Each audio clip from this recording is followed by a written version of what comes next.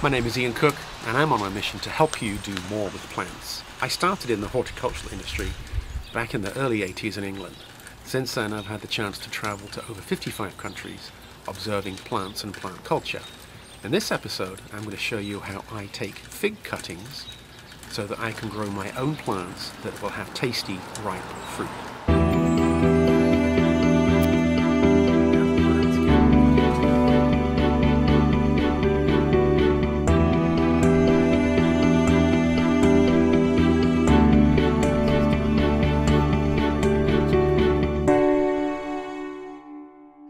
I think growing figs is perhaps the #1 fruit for anyone to persevere and try to cultivate in their own yard. But you must remember, not all figs are created the same. Hot season figs will not ripen in a cold season environment. You need to choose the right fig for your climate. And if you do, and you use the method I'm about to show you to take your own cuttings, in just a few years you'll be able to walk outside and eat your own fresh, ripe figs. So let's talk about growing fig trees from cuttings. First thing you'll want is some good, fresh growing medium. Doesn't matter, your choice. I've had good success with sunshine mix, but I've used other things and they've worked equally as well. Make sure you remove all the lumps and clumps. If you're rehydrating cuttings, I would encourage you to use hand warm water. Not cold water and not crazy hot, just hand warm. It really helps with the hydration process. Now, any figs that you've bought or acquired may have been stored in the crisper drawer of a refrigerator. They need to be dry. If they're wet, check for mold. I keep mine on the dry side. You can see here a few ridges. That's just perfect. And you'll be amazed how they will rehydrate in that bowl of warm water. Make sure that they're in there for about an hour. Some people hydrate them for much longer, but I have had good success with about an hour. Or you can go to your garden or your friend's garden and cut fresh branches with which to make your cuttings. Now, if there's one thing you watch, let it be this. This is how you do not take a cutting. Here we have a little stump below that shoot. That should be removed. Many people leave it, oblivious to the fact that you don't need it. Then they dip the tip in water, put it into rooting hormone powder, and you get a goopy mess. Do not do this, the plant will die. So let's take a step backwards.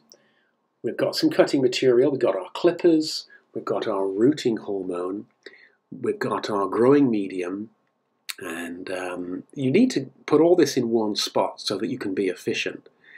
These fresh cut branches will give us plenty of cuttings, and you see they're of a good thickness. And we can pick the best ones. Now, it's a good idea to practice on those plants so you've got lots of cuttings. Do not practice, in this case, on this more choice plant that I have here. Now, these were put in the water about an hour ago, and you can see how they've already swelled up. The branches have got a nice darker green color, and that'll definitely help the plant put out roots as it's now properly hydrated.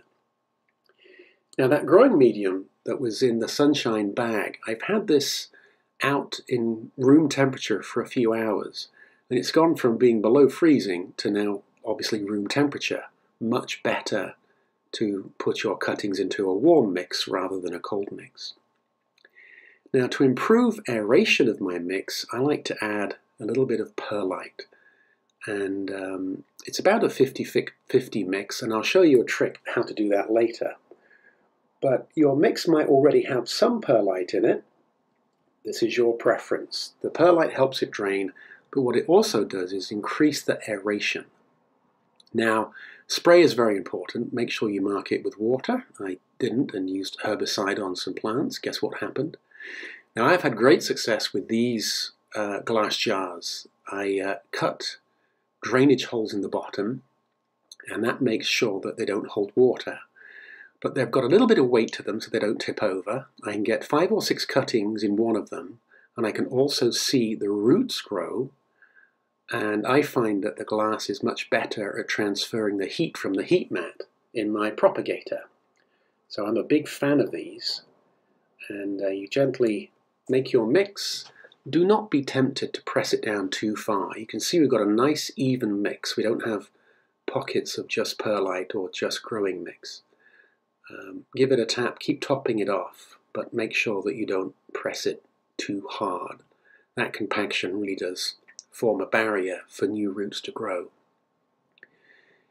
Now, I cannot stress this enough, that when you start to take your cuttings, remember that you're practicing. So you want to practice on easy cuttings, widely available cuttings.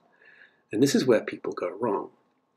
Some rooting hormone is good, so more is better, which is why I put that clip at the very beginning to let people know what you do not do.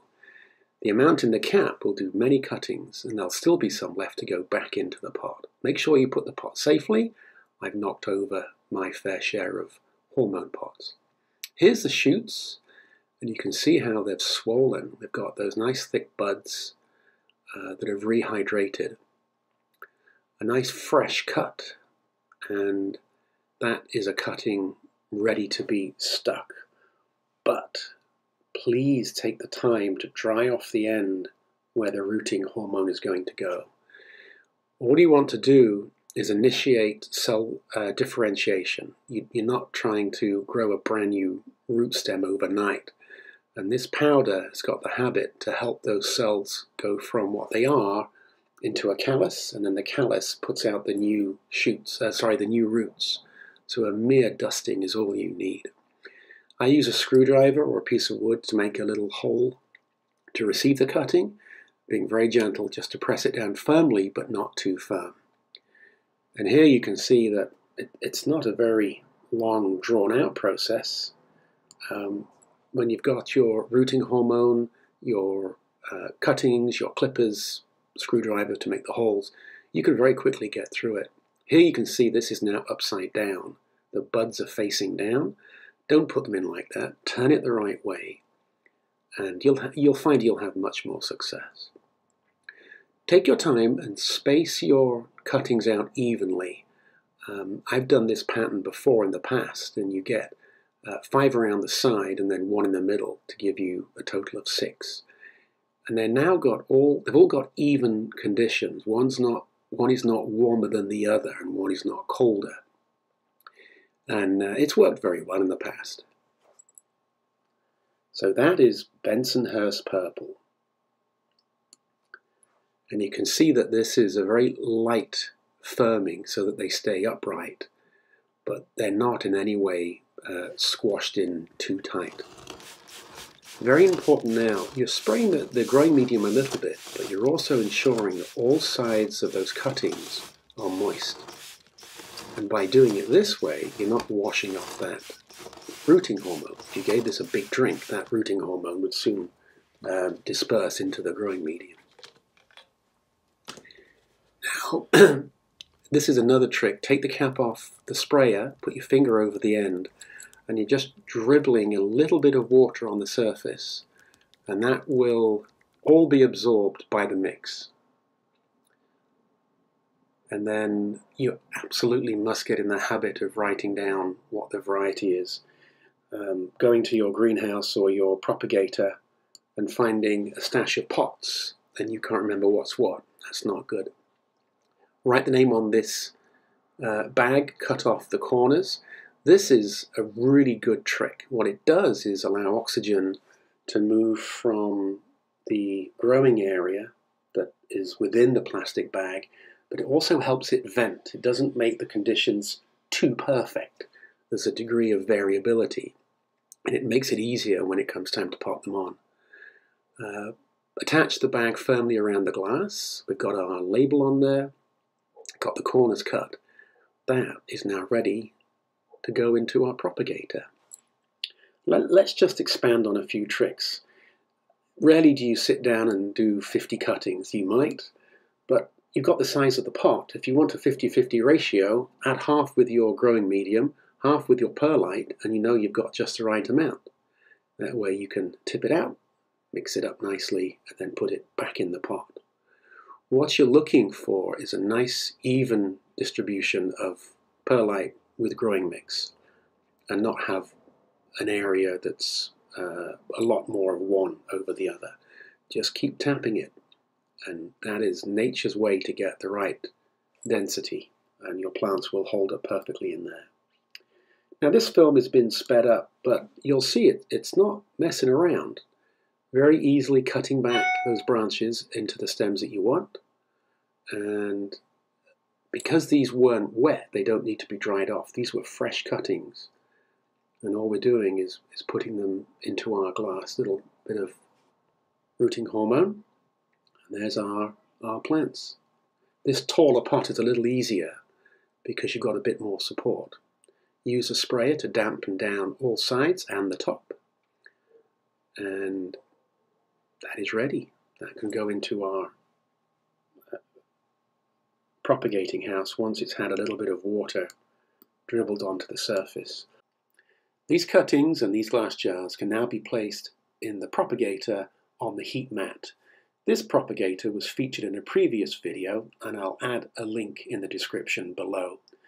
Now I must make this clear, many people that start to take cuttings, and figs in particular, end up with cutting failure and rotting because they have overwatered the cuttings.